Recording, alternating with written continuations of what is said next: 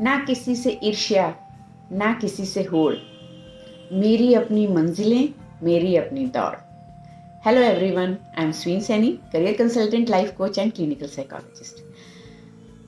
हम रेगुलर अपनी लाइफ में देखते हैं एज ए ह्यूमन बीइंग, और अपने आसपास के माहौल में देखें, चाहे वो समाज का, परिवार का, या किसी ऑर्गेनाइजेशन का कल्चर या स्ट्रक्चर हो, डायनेमिक्स जिसको हम बोलते हैं, कहीं ना कहीं, कभी ना कभी हमारे मन में किसी दूसरे को देख के एक जलन की भावना, एक कंपैरिजन की भावना, एक कंपटीशन की भावना आना बहुत नेचुरल है। Jealousy is not a negative emotion, लेकिन हम उसे इंस्ट्रूमेंट कैसे करते हैं, हम उसे इस्तेमाल कैसे करते हैं, वो हमारे माइंडसेट पे और हमारी थॉट प्रोसेस पे इन्फ्लुएंस कैसे करती है, ये तय करता है कि वो नेगेटिव इमोशन है या पॉजिटिव इमोशन है। फॉर एग्जाम्पल, अब किसी को ऑफिस में तरक्की मिली और हम उसे देख के जल भून रहे हैं। हम सिर्फ ये देख रहे हैं कि हाय, उसे मिल गई, मुझे क्यों नहीं मिली। शायद उसने बॉस को पटाया, शायद बॉस उसके साथ कुछ फेवर कर रहे हैं, शायद यहाँ सिस्टम अच्छा नहीं है। जब हम इस तरह के नेगेटिव थॉट प्रोसेस में चले जाएंगे, इस फीलिंग को लेके, जेलसी वाले को या कंपैरिजन को लेके, तो हम असली कारण के ऊपर ध्यान नहीं दे पाएंगे कि शायद उसका कैलिबर क्या है। शायद वो पहले से ही इस पर्टिकुलर प्रमोशन के लिए बहुत मेहनत कर रहा है। शायद अगर वो ऑर्गेनाइजेशन, मैनेजमेंट या बॉस के लिए थोड़ा हमसे हटके प्रिय है, तो वो डिजर्व करता है। हम अगर कुछ डिमांड कर रहे हैं तो हमें पहले डिजर्व करना पड़ेगा, भले ही वो किसी एग्जामिनेशन के मार्क्स हों, कहीं एक स्टेट लेवल का, नेशनल लेवल का रैंक हो। जब हम बहानों की मशीन बन जाते हैं, जब हम एक्सक्यूजेस बनाने लगते हैं, जब हम नेगेटिव रीजनिंग ढूंढने लगते हैं, तो जेलसी, कंपैरिजन, कंपटीशन एक बहुत ही खतरनाक नेगेटिव इमोशन बन जाता है, और वो हमें खुद को बहुत पीछे धकेल देता है, चाहे वो हम परिवार में हैं, समाज में हैं, रिश्तों में हैं या वर्क प्लेस पे हैं।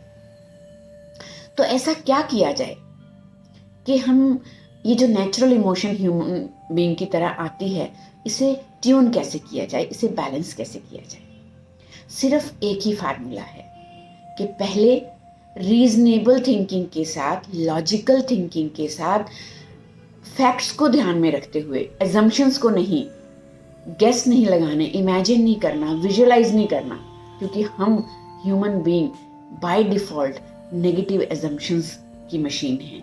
नेगेटिव थॉट प्रोसेस हमारे दिमाग में ही चलता है। वो मेरे सामने से निकल गया, उसने मुझे देखा और बुलाया नहीं, ये हम पहले ही सोचते हैं कि उसने मुझे इग्नोर किया, भले ही उस इंसान को अपनी ही कोई टेंशन हो और वो उसने हमें देखा ही ना हो। तो जब भी कोई सिचुएशन ऐसी आए जब आपको लगे कि कुछ तो गड़बड़ है दया, तो वो गड़बड़ कहीं और ढूंढने की बजाय यहाँ ढूंढनी है कि हम किस नज़रिए से उस सिचुएशन को इंटरप्रेट कर रहे हैं। इंटरप्रेट जैसा करेंगे, उसी तरह का हमारा बिलीफ सिस्टम बनेगा, और हमारे बिलीफ सिस्टम पे डिपेंड करता है कि हम क्या एज्यूम कर रहे हैं और क्या हम उसके कॉन्सिक्वेंसेस बना रहे हैं या फेस कर रहे हैं। तो आइए, जिस भी डायनेमिक्स में हम रह रहे हैं, और अगर हमें कहीं भी एक ये नेचुरल इमोशन है जो किसी के साथ कंपटीशन का, कंपैरिजन का और जेलसी का, उसमें नेगेटिविटी हटा के, अनहेल्दी जो बिहेवियर हटा के, अनहेल्दी डायनेमिक्स हटा के हम उसे एक हेल्दी और पॉजिटिव बनाएं। और कहते हैं ना कि सड़ना रीस का, और रीस किससे करनी है कि उसने यहाँ तक पहुँचने के लिए क्या किया। किसी की भी सक्सेस स्टोरी देख के, किसी का भी एक बहुत अच्छा रहन सहन देख के, किसी की भी लाइफ में इंजॉयमेंट देख के, हम अगर ये सोचें कि उसकी किस्मत है, हमारी किस्मत खराब है, उसको किसी ने ये दान दे दिया या गिफ्ट कर दिया और हमें, हमारी लाइफ के लिए तो कुछ है ही नहीं, हमारे लिए कोई सोच ही नहीं रहा, हम तो अपने दुख अकेले सह रहे हैं, तो ये बहुत गलत है। ये हम अपनी ज़िंदगी में और दुख ऐड कर रहे हैं। हमें उनके स्ट्रगल, हमें उनके जो लाइफ की स्टोरीज़ हैं, हमें उनकी जो ज़िंदगी के फैक्ट्स हैं, हमें उनकी जो चैलेंजेस हैं, उनके ऊपर पहले ध्यान देना है। फिर हमने उनकी सक्सेस को किसी भी वजह से मेजर करना है। और तब हम मोटिवेशन लेंगे, तब हमें एनर्जी मिलेगी, तब हमें एक सेंस ऑफ अचीवमेंट की जो एक पुश है वो मिलेगा।